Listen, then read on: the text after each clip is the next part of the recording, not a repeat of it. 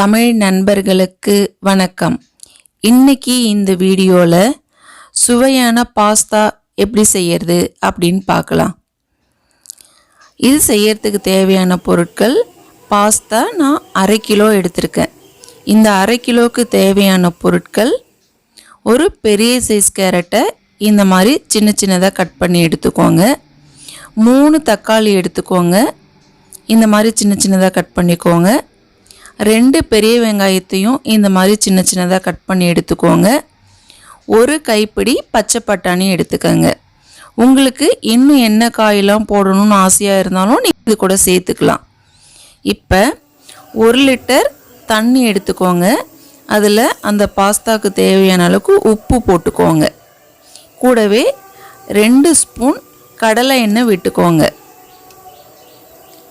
இதில் இந்த பாஸ்தாவை நாம் சேர்த்துடலாம்.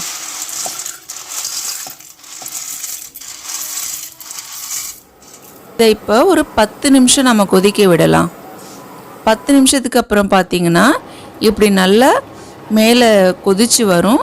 அப்போ ஒரே ஒரு பாஸ்தாவை எடுத்து பார்த்திங்கன்னா வெந்திருக்கிறது நல்லா தெரியும். கை வச்சு அழுத்தும் போது அது நல்லா இந்த மாதிரி தெரியுது பாருங்கள். வெந்துட்டதும் இதை நம்ம எடுத்துடலாம்.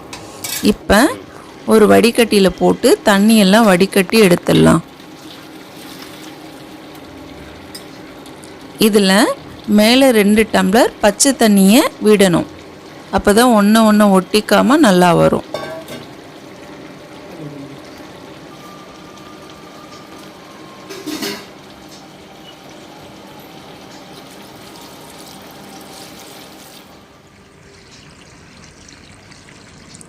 இதுக்கு மேலே 2 ஸ்பூன் நம்ம கடலை எண்ணெயும் விட்டுக்கலாம்.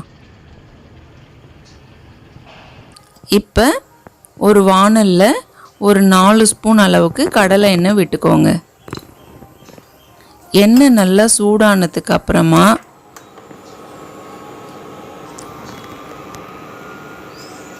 நம்ம நறுக்கி வச்சுருக்க வெங்காயத்தை இது கூட சேர்த்துக்கலாம். வெங்காயம் நல்லா வதங்குற அளவுக்கு பொன்னிறமாக நல்லா வறுத்து எடுத்துக்கோங்க.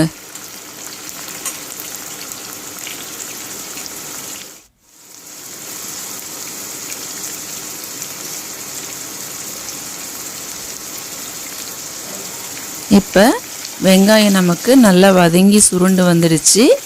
இதுக்கப்புறம் இது கூட நாம் தக்காளியவும் சேர்த்துக்கலாம்.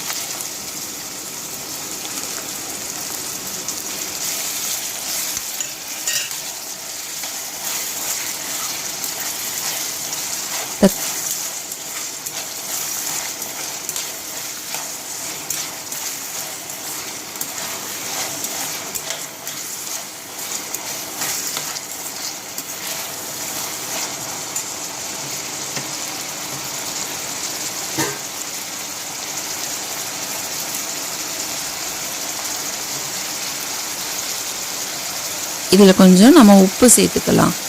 அப்போ தான் தக்காளியும் வெங்காயமும் ஈஸியாக வதங்கும். பாஸ்தாவுக்கு முன்னாடியே நாம் உப்பு போட்டுட்டோம். நம்ம கட் பண்ணி வச்சுருக்க காய்க்கு மட்டும் தேவையான அளவுக்கு உப்பு போட்டுக்கிட்டா போதும்.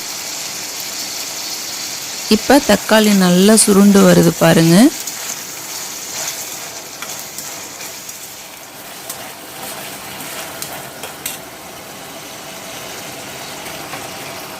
தக்காளியும் வெங்காயமும் நல்லா வதங்கிட்டதுனால கேரட் சேர்த்துக்கலாம்.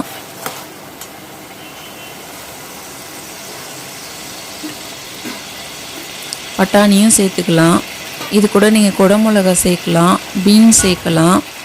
எந்த காய் வேணாலும் நாம் சேர்த்துக்கலாம். உங்களுடைய விருப்பம்தான்.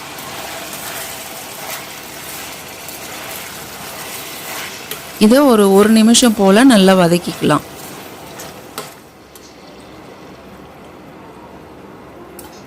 இப்போ கொஞ்சமாக மஞ்சள் தூள் சேர்த்துக்கலாம். கூடவே கரம் மசாலா 1 டீஸ்பூன் சேர்த்துக்கலாம். படுமிளகாய் தூள் 1/2 டீஸ்பூன் சேர்த்துக்கோங்க. காரம் வேணும்னா 1 டீஸ்பூன் கூட நீங்கள் போட்டுக்கலாம். இப்போ இதை கொஞ்சம் நல்லா வதக்கி எடுத்துக்கலாம்.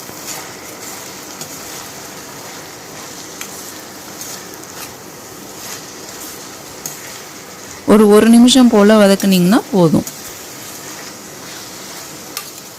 இப்போ இதில் நாம் தண்ணி சேர்த்துக்கலாம். 2 டம்ளர் தண்ணி சேர்த்துக்கோங்க. காய் வேகிறதுக்கு தேவையான அளவு தண்ணி மட்டும்தான் நாம் இதில் சேர்க்கணும். இப்போ நான் 2 டம்ளர் தண்ணி சேர்த்துருக்கேன். இது அப்படியே இருக்கட்டும். ஒரு 10 நிமிஷத்துக்கு அப்புறம் பார்க்கலாம்.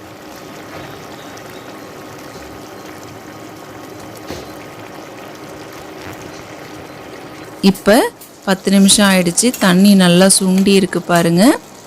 பாதி அளவுக்கு தண்ணி இருக்கும். அதில் நம்ம கொத்தமல்லி கருவேப்பிலெல்லாம் சேர்த்துக்கலாம்.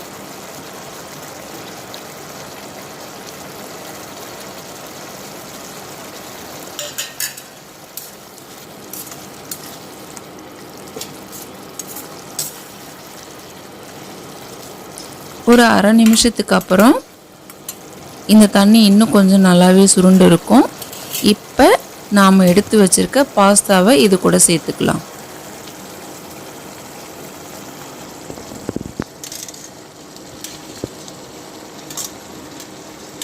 அவ்வளோதான்.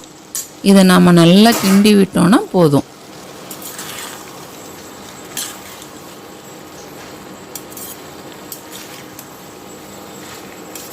இதை கிண்டிட்டு ஒரு 2 நிமிஷம் வரைக்கும் மூடி வச்சிங்கன்னா போதும். அதில் இருக்க தண்ணி இழுக்கிற அளவு நேரம் வரைக்கும் தான் நம்ம வேக விடணும். 1 நிமிஷத்துலேருந்து 2 நிமிஷத்துக்குள்ளே தண்ணி இழுத்துக்கும்.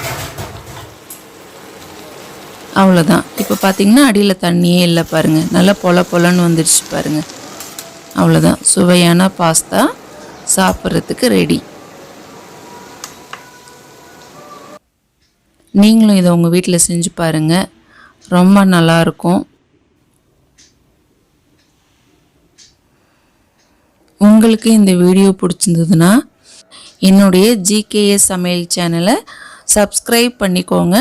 அடுத்த வீடியோவில் நான் உங்களை பார்க்குறேன். தேங்க்யூ.